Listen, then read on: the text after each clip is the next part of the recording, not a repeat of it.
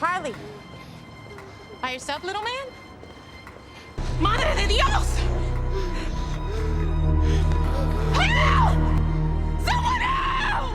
When the police arrived at the scene, they found 5-year-old Leo standing there in shock, his pajamas soaked in blood. As officers searched the house, they discovered Leo's 8-year-old sister brutally murdered in her bed and their father lying nearby with his throat slit. The sheer horror of the scene was beyond imagination. One detective murmured heavily, Let's just hope there's no mommy. but something didn't add up. There were no signs of forced entry. Investigators quickly concluded that the killer was likely someone the family knew. The detectives soon learned that the mother, Sarah, a respected attorney, had left for work around 8 a.m. that morning. When she was informed of what had happened to her husband and children, she collapsed in utter devastation. However, the investigation took a dark turn.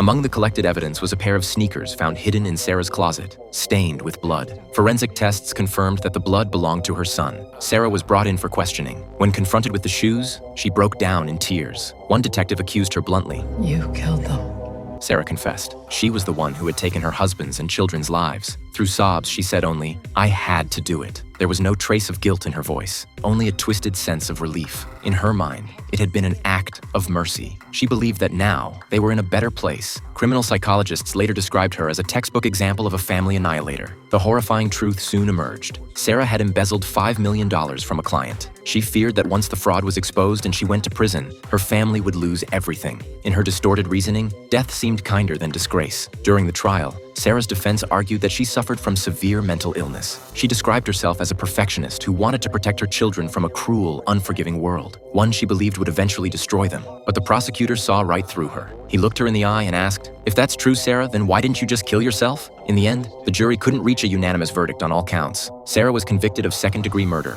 but only for her husband's death. She was not found guilty of murdering her children. Her final sentence, 25 years in prison.